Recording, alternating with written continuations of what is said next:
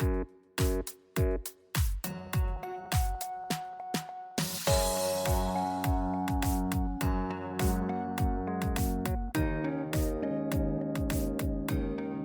to Mansplaining, a podcast about the interesting things you can discover if you just take the time to learn. My name is Joe, I'm your host for this week, and as always I'm joined by my college friend Mark. Together, we'll explore what's on our minds and hopefully figure out a thing or two about a thing or two. So Mark, as you well know, and as we mentioned at the end of our last episode, we're going to try something new with the next 2 episodes of Mansplaining, kind of a variation on our theme kind of being the Q&A format. So instead of us asking each other the next question, we're going to each present a question that we wanted to answer ourselves. Kind of like an itch we wanted to scratch that maybe the other guy would never ask us about. You're up first. And I think of your question for this episode as the logical conclusion of all our recent forays into AI on this podcast. The question's deceptively simple. What's going to happen to the human race when our machines are smarter than we are? I suspect the answer is pretty damn complicated. Am I right, Mark? Yes, you know me too well. And ordinarily, it strikes me that this is what I'd thank you for the question, but since I'm the one who chose the question, maybe I should just thank myself. Yes. Now, this topic, what happens when our machines are smarter than we are, is, I think, a crucial one. But I don't see a lot of really substantive discussion around it. You do hear a lot these days about whether computers will take our jobs. Writers and artists are worried that AI will crowd out human creative endeavors. We're hearing warning cries about the disinformation that will become possible when artificial intelligence makes a fake video indistinguishable from a real one. Dangers which we delved into earlier in our deepfakes episode. Yes, and is likely to be an issue in this year's presidential campaign, I think. Very possibly. These are all real concerns, but I think they can get in the way of grappling with an even bigger issue. So I'm going to try to grapple with it today. Now, first, let's begin with a definition of 2 terms that are often confused. AGI, or Artificial General Intelligence, refers to an AI system that can do any kind of mental work that a human can do. And I say mental work to distinguish it from what a robot can do. We're talking here about software, not hardware. Right.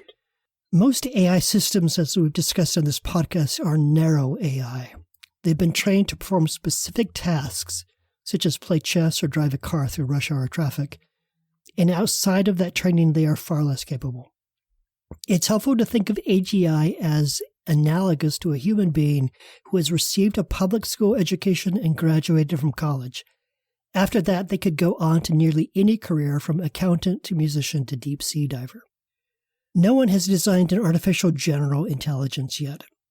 The current round of large language models like ChatGPT and Google's Bard are far more capable and flexible than previous generations of AI, which has led some to speculate that AGI might be just a few years away. But that being said, today's models can still get stumped by things that are easy for humans.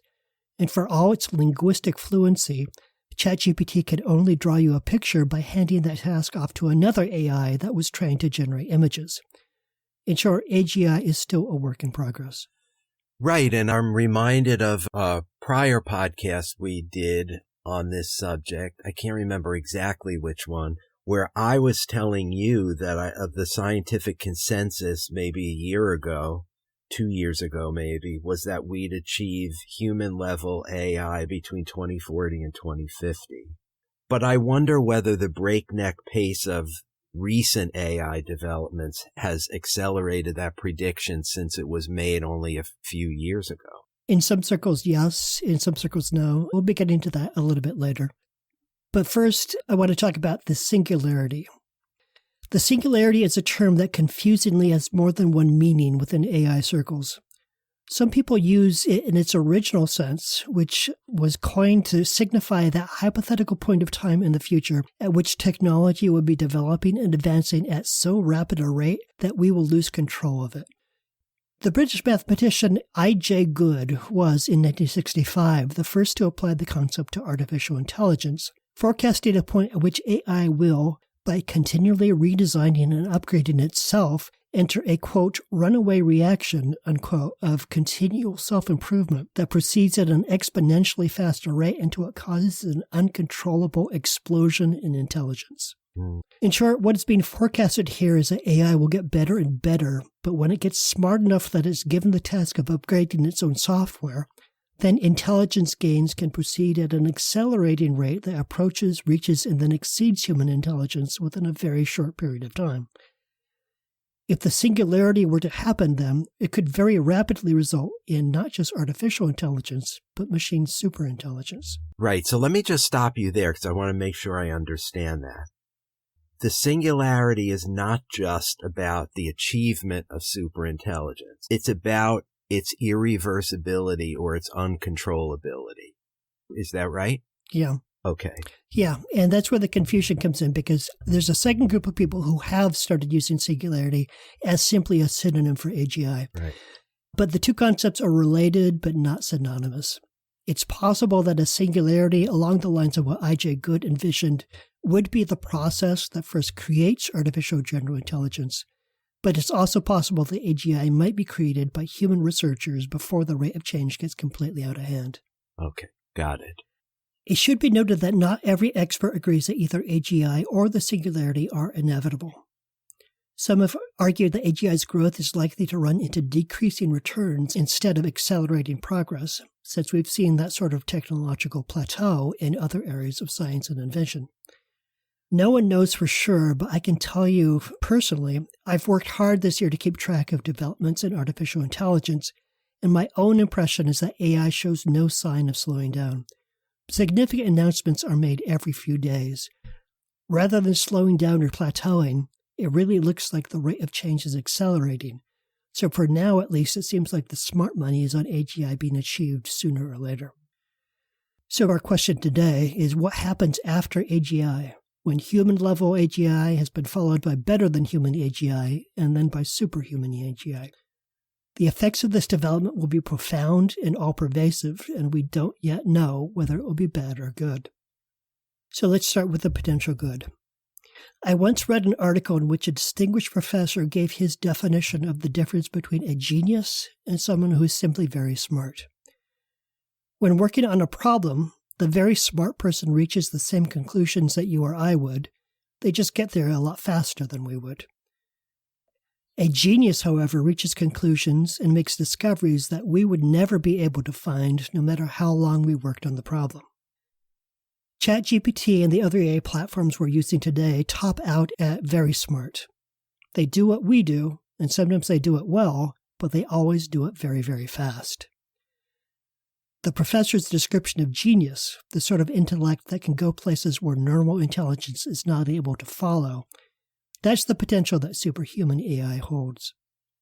Artificial intelligence has recently joined the list of things that experts think might lead to the extinction of the human race, right up there with nuclear war, runaway climate change, and global pandemics. Right, and I think Stephen Hawking was one of the people who said that before he died. Indeed. It is unique among those doomsday scenarios, however, in also having the potential to save us from doomsday scenarios.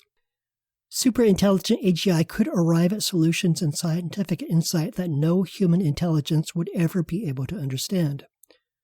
It could completely transform healthcare, curing disease and creating entirely new and far more effective treatment methods. We're already seeing the impact of AI in medicine and biology. For instance, the use of AI to tackle the problem of defining how proteins will fold in three-dimensional space based on the protein's amino acid structure. This problem is too complex for most humans, but a machine intelligence is far more capable. We could have self-driving cars that actually live up to their potential, cutting greenhouse gas emissions and possibly saving the lives of millions of people who otherwise would have died in car accidents. It could revolutionize education, with every student provided with a personal tutor precisely calibrated to that student's needs, interests, aptitudes, and styles of learning. It could devise solutions for the climate crisis, from new clean energy sources such as fusion power to safe and effective ways of removing carbon from the atmosphere. It could devise defenses against nuclear weapons that are so effective as to render those weapons obsolete. It could ease hunger and eradicate poverty. It could find solutions to problems so complex that human-level intelligence is simply not up to the task. And it could usher in a scientific and technological golden age, as AI insight leads to discoveries that humans might never have found on their own. All those things would be possible for a superhuman AI, which is why so many people are so excited at the prospect of someday building it. There are days when reading the news gives the impression that we are rushing down the road to our own destruction by way of nuclear war, climate disaster, runaway pandemics, or drug-resistant bacteria. AGI offers a way out. However, along with the potential good, there's also the potential for bad. For instance, something I touched on earlier, the job market. Lots of people today are concerned that AI will take their jobs. A recent Forbes article reported that 60% of white-collar workers are concerned that they'll be automated out of the workforce. And recently, 2 OpenAI executives, including CEO Sam Altman, stated in an interview that AI will be able to perform any job within the next 10 years. We've already discussed aspects of the job displacement that might be a consequence of AI. In episode 26, we looked at how automation could affect the job market. Yes. In episode 60, we examined the repercussions of generative AI in creative spaces, threatening the jobs of writers, artists, and musicians. In episode 73, we looked at universal basic income, the remedy that many have proposed for widespread job displacement as a result of AI and automation. In episode 77, we asked the question, can machines be truly intelligent? And in episode 83, we checked in with robotics and asked whether this is the next revolution. We've dealt with this topic a lot because, as our listeners know well by now, I'm pretty obsessed with AI, not just personally, but also professionally. I'm not ready to retire, and so I take a lot of interest in how AI will affect the job market. It's easy to imagine a dystopian scenario in which AGI has been achieved. It is the exclusive possession of one or more giant corporations, and those companies' executives use this amazing scientific advance to enrich themselves at the expense of pretty much everybody else. We have, however, already touched on various aspects of AI-related job displacement, so today I'm going to focus on other potential problems. For instance, there's the problem of humans trying to work with machines so advanced that they are not capable of really understanding what they're dealing with. That's not always a problem necessarily. I don't know how a carburetor works, but I am able to drive a car. But when algorithms are producing decisions that are inexplicable to human beings, there will be effectively no way to check whether the algorithm is functioning as intended. Yes. I thought exactly the same thing when you mentioned the intelligence explosion earlier. Like, would we even recognize that? Will it be like some kind of sophisticated 3D chess that is beyond our comprehension? Yeah, it's an interesting thought. Will that level of intelligence manifest itself in a space that we are so unable to comprehend that we don't even recognize that it exists? Yeah. Interesting philosophically. We have an early preview of this problem today with the so-called black box problem in AI systems. That is to say, neural networks reach decisions for reasons that are next to impossible to double-check and verify. There's an entire research area designed to produce explainable AI to resolve this problem. But today we're imagining the scenario in which AI surpasses human intelligence. Practically speaking, there may be no explainability in that scenario. So you'll have scientists performing experiments with the aid of AI and not really understanding the results that they get. You'll have politicians receiving reports generated by AI with no way of truly understanding whether the report's conclusions are well-founded. It will be an age of faith rather than understanding. In a funny way, technological advance will have brought us back around to the point where we were when we first prayed to gods who worked in mysterious ways. Oh, that's interesting. But let's talk about an even bigger issue, the problem of alignment. Joe, does the word alignment mean anything to you in connection with AI? No, it doesn't. So alignment in a nutshell is the work involved in training an artificial intelligence to give responses that are aligned with what we want it to do. It is the attempt to bake certain values and preferences into the AI so that we can count on it to make decisions that are consistent with our intentions. When OpenAI trained GPT-3 to give responses that seem more human, that was an example of alignment training. You can also see an example of alignment if you ask a chatbot for something unethical or illegal and it refuses your request. The AI probably would have fulfilled that request, but it was trained not to, and that's alignment. In the context of AGI and AI superintelligence, superalignment is related to a very important question. How can you make sure that an AI will continue to do our bidding, adhere to our laws and cultural values, and act in our interests when its intelligence and capabilities exceed our own? Misaligned AI systems can malfunction or cause harm. AI systems may find loopholes that allow them to accomplish their intended goals efficiently, but in unintended, even harmful ways. They may also develop unwanted strategies, such as seeking power or survival, because such strategies would help them achieve their ultimate goals. Yes. Worse, they may develop their own goals that are next to impossible to detect until the system has been deployed and the AI comes into contact with novel, unanticipated situations. When people worry about AI leading to human extinction, really it's misalignment that they're thinking about. That an advanced AI will seek its predefined goals in a way that ultimately turns out to be very bad for the human race. Currently, there are 3 ways that researchers are investigating to pursue superalignment: a software approach, a hardware approach, and a structural approach. In the software approach, they're investigating ways to get a less intelligent AI to control a more intelligent AI. The idea is that we can program a narrow AI to deeply understand the values and preferences that we want to program into the AGI, and then we can use that narrow AI to train the AGI. In a way, you might think of this as analogous to when Alexander the Great was tutored as a child by Aristotle. You're hoping to control the AI by early in its development, providing it with a valuable set of guiding principles. That seems a very thorny, difficult problem. Yeah.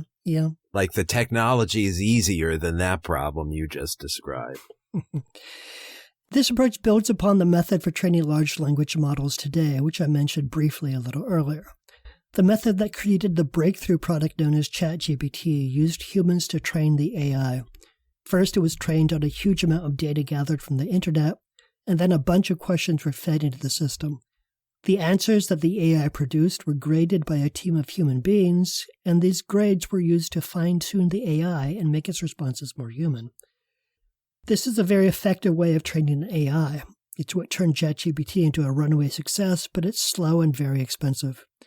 Researchers are now working on methods to remove the human judges from the process and use AI to train AI. The second approach tackles the problem on a more fundamental level. Researchers are investigating the feasibility of baking ethical and moral guidelines into the microchips that the AI will operate on. The analogy for this approach might be, what if we can program the AI's DNA so that the guidelines we want it to follow are encoded at the most basic level? In theory, this is the more secure approach. An AGI might be able to figure out a way to modify its programming to route around ethical training, but in theory, it's impossible for it to ever overcome chip-based training. A third approach, and this is behind the research focus of Meta, formerly known as Facebook, is to try to create not a single AGI with superhuman intelligence, but a network of cooperative AIs, none of which are individually superhuman in their capabilities, but working together they achieve AGI. The theory goes that this would be a more controllable version of AGI since none of them would exceed human capacities. Team AGI. Yeah. However, there's an even more fundamental problem with alignment that, in my opinion, is not receiving nearly enough attention. Let's say we are able to successfully program AI with our values. Whose values will those be? Yes. Joe, if you were in charge of defining the ethical guidelines that would be encoded into a superintelligent AI, which ones would you choose? Boy, putting me on the spot here, but the first thing that comes to mind is the golden rule, do unto others as you would have them do unto you. But I guess that assumes human intelligence in the first place. So not sure what a machine can do with that, but that does seem one of the main rules of living that has kept us from killing each other over the millennia. Right. Well, the risk of giving guidelines to an AI is that machine intelligence is very, very precise and very, very literal. And it can be hard to think of an ethical guideline that won't potentially work out badly for everyone if the AI interprets it in a certain way. Yes.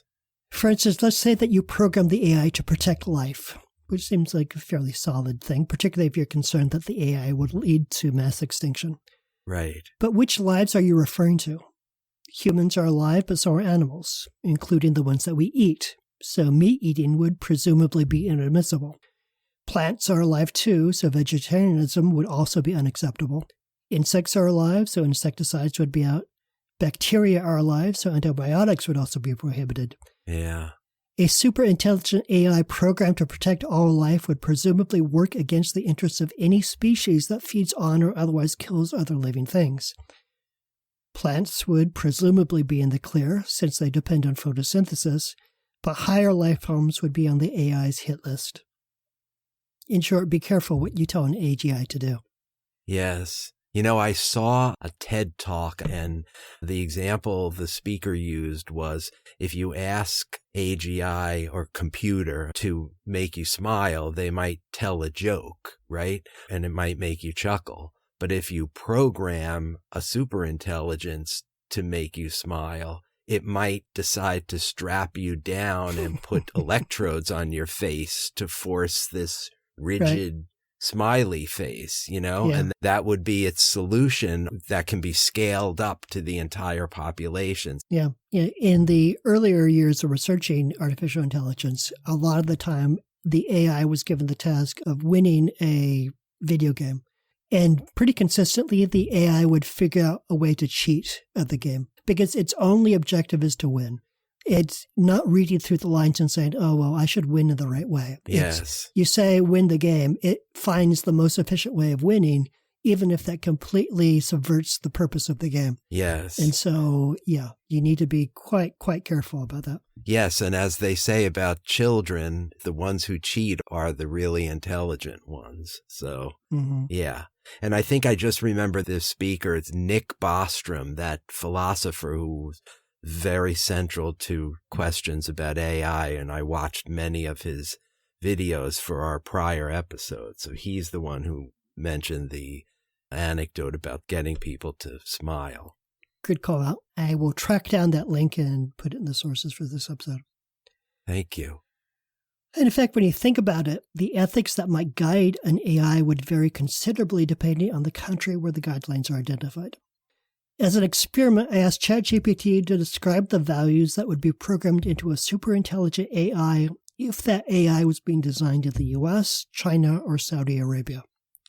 For the US, ChatGPT identified the values as respect for individual autonomy, equality and non-discrimination, privacy protection, promotion of well-being, environmental stewardship, transparency and accountability, promotion of knowledge and education, fostering of community and cooperation, respect for cultural diversity, and advancement of human rights. If the AI was being programmed by communist China, though, the values ChatGPT gave me were harmony and social stability, economic development and progress, cultural heritage and morality, global influence, sustainable development, national sovereignty and security, collectivism and community welfare, party leadership and loyalty, adherence to socialism with Chinese characteristics, and surveillance, control, and regulation of information. And if the AI were being developed in Saudi Arabia, the values would be economic development, education and knowledge advancement, healthcare and well-being, global engagement and diplomacy, cultural heritage and national identity, family and community values, national security and stability, respect for authority and leadership, social conservatism and public morality, and Islamic principles and Sharia law. Yeah. It seems to me that it's a uniquely American mistake to take it for granted that everyone in the world shares our values, when quite obviously they do not. Yes, a point well taken about the cultural and political values changing and how that could affect AI. But as you were reading those lists, I was also thinking of your earlier example about protecting life. Those lists are made up of such general concepts like protect life, that all of them could so easily be misinterpreted or literalized in a way that could come back to haunt us. Right. Yeah. Which just sort of illustrates the difficulty of performing this task. Yes.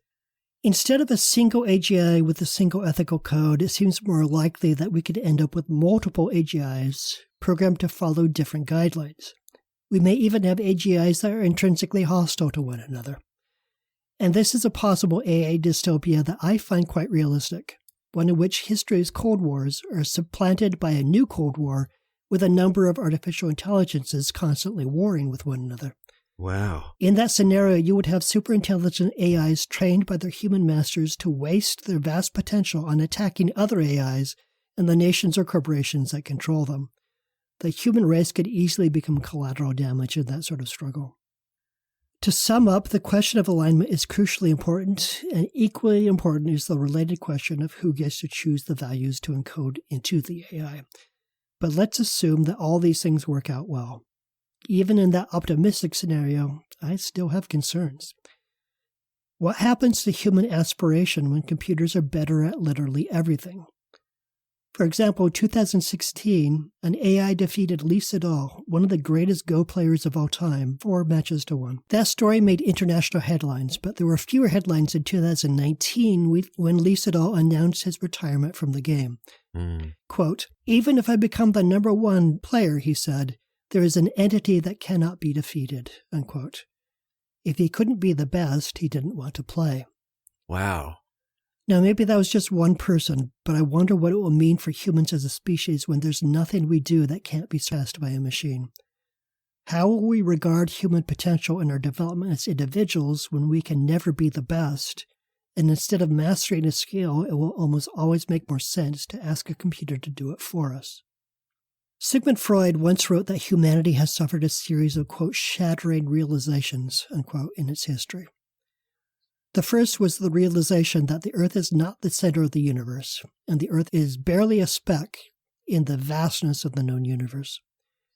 The second realization was when we figured out that humans evolved from apes, and so we are more animal than we'd like to admit. The third shattering realization in Freud's view was his own discovery of unconscious motivations. Psychoanalysis, he wrote, quote, "revealed to us that man is not even master in his own house, but that his own house is governed by a powerful stranger whom he knows nothing about," unquote. Extending that metaphor, I'd say we're on our way to a fourth shattering realization, which will be that moment when humans are no longer the most evolved species on our planet.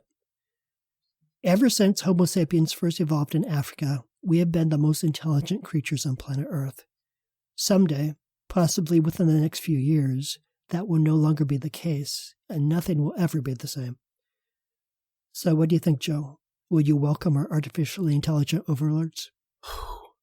Boy, there are so many interesting ideas in this presentation. My hand is cramping from all the notes I've been taking of the questions and points I want to make about this. So I don't know if I want to live to see that future, just to answer your last question. But to the point you made near the end about what makes us the best and the Go player, I'm thinking what really makes us the best, maybe the thing that could pacify him and make us all think more about this. What makes us the best is our ability to dream up a game like Go in the first place, you know, and then teach AI to be the best in the world at it. Yeah. That's what makes us the best, not our ability to play the game better than other people or dunk the basketball or whatever. Yeah, it makes me think of that saying that a teacher's greatest moment is when his student surpasses him. Yeah. And so, yeah, maybe that's our heritage, that we were the species that was able to create something greater than ourselves. Yes, yes. When you defined AGI at the beginning, I was thinking about the brain-computer interfaces that a lot of researchers are experimenting with. Yes. You know, using computers to amplify the human brain. And I'm wondering, where does that fit vis-a-vis AGI? Is it apples and oranges, or is it? No, it's a good call out. It's a good call out. There was just a headline that Elon Musk's project in this direction just had its first human recipient of a brain implant. And in the near future, that is designed as a way of curing paralysis, basically, that you would use a neural implant to control limbs where the nerve endings are no longer alive. But Musk has talked that his long-term intention for that is to extend human capability overall, that he sees it as something that's, I mean, in a utopian sense, everybody has, or in a dystopian sense, only the rich have, where it extends their memory, their intellectual capacity, because they're part human, part machine. I didn't include it here because I was aware of just how science fiction-y my presentation already was. And so I carved off that little bit of science fiction. But that would be one possible way around when our machines are smarter than we are. Yes. That if that technology is realized, then maybe the technology makes us smarter at the same rate that the technology gets smarter. So basically, we would create our own greater selves. Yes. Yes, and that's precisely why I brought it up, but I almost edited myself from asking you about it because it's not artificial by definition. It's kind of organic general intelligence, using a supercomputer to enhance what's already inside us. Yeah. Yeah. OGI. Yeah, I remember the term android from my science fiction reading, which refers to not a robot, but a creature that is both biological and artificial. Yes. And so it would be, in a way, a third species. Yes. And then, of course, when you were talking about containing AI, I'm thinking, boy, we think nuclear containment is an existential issue. Wait till we get to this. Yeah. It just seems so much more daunting to keep AI in its proverbial black box. Yeah, it is. And also increasing the difficulty is that we had decades to figure out nuclear containment strategies and to pursue that through various means. Didn't work all that well, but it was at least slowly developing. Yes. And the prospect of AI's advancement is on so much more rapid a time frame that it's hard to imagine there being really international political response at all, because it will simply outstrip the capacities of governments and diplomatic apparati to respond in an effective way. Right. And also the one bad actor conundrum, right? Yeah. In both areas. You only need one bad actor. You only need the Taliban or ISIS to conquer some territory that has nuclear weapons in it. And there's World War III or the end of civilization. Right. Similarly with AI, you only need one company that isn't focused on super alignment and just focus more on profit to fuck it all up for everybody. Yeah. And it also seems reasonable to me that in that scenario of the one bad actor, your only real defense against that would be another AI. And I do see that seeping into the conversation around China's AI ambitions, which are notable and nationalistic. And the thinking is that AGI might be dangerous, but it's better if it's our AGI rather than an AGI controlled by a totalitarian state. So that sort of thinking, which also seeped into the nuclear thinking, is an influencer in terms of accelerating research instead of calling for caution. Yes. I have got one other thing I want to mention, and this is, again, I'm thinking back to must have been a TED Talk in my prior research on this subject. Max Tegmark, who's a guy I mentioned in one of our prior episodes, AI researcher, who was skeptical and borderline negative. I think he's ultimately positive about our ability to control AI and align the way you described. Mm-hmm. But the fascinating kernel I remember is that he mentioned superintelligence not as new technology, but as like a new species. Mm. And that's a fascinating idea. And it makes me wonder, and this is the question I want to put to you, Mark, do you think that computer sentience confers moral status, where we might need to protect computer intelligence the way we protect animals? I think it raises very difficult questions. I deliberately steered around computer sentience. I talked about AGI and I talked about the singularity. I did not talk about consciousness within a computer because it's such a difficult thing. If there were such a thing as sentience within a computer, I think it would be very difficult to verify that it is sentience rather than simulated sentience.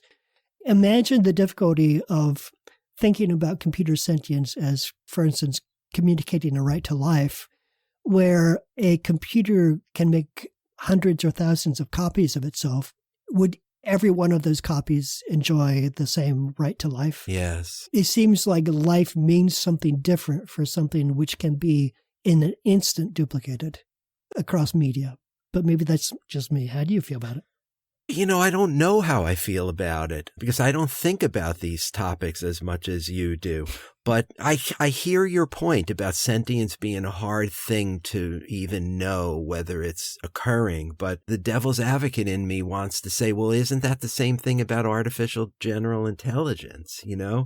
Your question was, what's going to happen to the human race when machines are smarter than we are?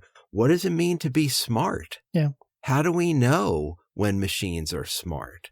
And is that an arbitrary distinction or is it a measurable thing?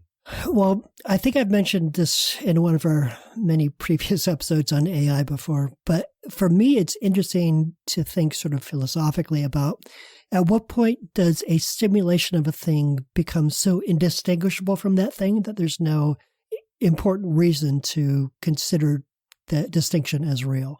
Like, at what point does the simulation of intelligence become so similar to actual intelligence that for all intents and purposes, it truly is intelligence? Yeah. I'm one of those guys who uses AI every single day. Like, I was in ChatGPT earlier today. I use it for my work. I use it in my personal life. I'm in there all the time. And I can say that the simulation of intelligence right now is impressive in some respects, but falls short in other respects. But I've seen it get better over the last year. So I think it really is a thing. It's not the same as a human intelligence. Yeah. It is an intelligence that is trained to mimic human intelligence in a way. Yeah. And so it's helpful to keep that in mind, that computer intelligence is never going to be the same. It will imitate us in certain respects when we train it to do so, and when it is more effective by doing so.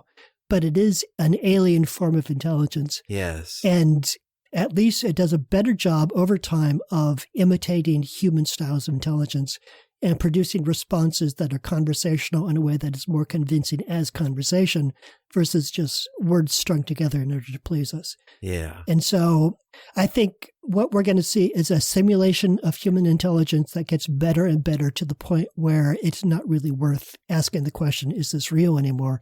Because for all intents and purposes, it functions as the real thing. Maybe so, but I'm thinking of the Turing test now. It's like if you can fool a human, then it's pretty sophisticated, right? Then maybe there will develop more granular metrics where you're actually measuring a threshold beyond which you've got AGI. Mm-hmm. Like, I wouldn't be surprised if the researchers are thinking about that as part of the standards that they're going to set for AGI. Yeah. And in fact, the systems today would not pass the Turing test. If you have a conversation with a chatbot, it will reveal itself to be an AI fairly rapidly if you're paying attention. But it is so much better than the state of the art even 5 years ago. That's the interesting question to me. If it got that much better over the last 5 years, what would the next 5 years hold? Because if it proceeds at the same rate or even faster, then the Turing test might be trivial to those systems. Yes. I don't know why I'm thinking of this now, Mark, but I'm thinking of one of my favorite Looney Tunes cartoons with Wile E. Coyote, Super Genius. You know that one? I don't remember the Super Genius storyline, no. Yeah. Anyway, he's just so full of himself. He announces himself as Wile E. Coyote, Super Genius, and he keeps trying to catch the rabbit, but he just can't do it. So even super geniuses fall short sometimes. And it also gets to my earlier point of how do you know you're dealing with a super genius in the first place? It's not good enough to just say it's so. There has to be some way to measure that, I think. Yeah, probably so. Maybe when computers start to condescend to us, that's when we'll know. Yes, right. Or bloviate, right? Yeah. This was a fascinating presentation, Mark. Well, thank you. Really enjoyed this conversation. Yeah, it was a hard one to get my head around, I can tell you. I went down some blind alleys, but it finally came together. Yeah. And as I said at the beginning, this is a kind of summit of where we were going with all those prior episodes. So I'm glad this is the capstone, for that conversation. So I have delivered my answer to my own question. Would you like to share your question with us? Yes, I would. And we are going to move from your obsession with AI to my obsession with domestic politics. There's been a lot of teeth gnashing by Democrats in recent months in connection with President Biden's dismal approval ratings and some polling that has him losing to Donald Trump in swing states and even in the national popular vote. That negativity has created a cottage industry devoted to thinking about which Democrat is best equipped to articulate the party's core values after Biden either loses this year or, as I believe, wins and serves out his second term. I want to clarify here. I'm not talking necessarily about who's going to be the Democratic nominee for president in 2028. I'm asking a bigger question, and here it is. Which politician has the vision and the right instincts to grow the Democratic Party so it can fulfill its promise as a governing coalition? That's the question. I don't want to leave you in suspense, though, Mark. So I'm going to answer the question right now. I'm going to give you the short answer, and I'm going to bet everybody listening that it's not who you think. Okay. I have my eye on somebody who I think points the way toward a dominant center-left coalition that no longer needs to sweat out elections against obviously unfit criminal sociopaths, and somebody who can unite the various factions of the big tent. And it's Senator John Fetterman of Pennsylvania. So for our next episode of Mansplaining, I'm going to make an argument for why his ideas, if not the man himself, are the future of the Democratic Party. Okay. So that was the question you've been waiting for all this time. Joe, what is the future of the Democratic Party? Okay. I look forward to that. That'll be an interesting topic. Well, yeah, I will get into my thinking on this subject over the years, and you'll understand by the end why it's an obsession of mine. Okay. Look forward to it. So that's the end of this episode, folks, and I hope you enjoyed it as much as I did. If you have any thoughts about this episode or you want to comment on it or any other episode of our podcast, please go to our Facebook page, Mansplaining the Podcast. You can find this podcast pretty much wherever you listen to podcasts. And your two options for engaging with us are to go to Mansplaining the Podcast and like us, check our sources, leave a comment or question, or give us a 5-star rating if you like what you just heard. You can also call us at 206-486-4074. Leave us a voicemail message with your question or comment. That's a wrap for this episode. Thank you for listening. That was Mark, and I'm Joe, and we'll talk to you next time. See you then, and I hope you enjoy what follows, which is a song that I asked the AI to compose about this episode. Take it away, AI. In a digital world, we're just marionettes on strings. Every move preordained. No control over anything. We're caught in a matrix where choices don't exist. Programmed by a machine, playing with our lives like this. Binary destinies coded in the light. No escape from the algorithm's design.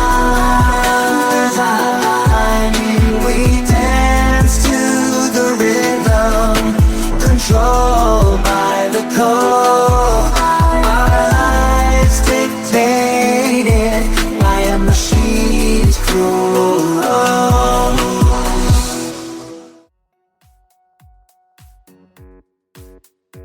That's it for this edition of Mansplaining.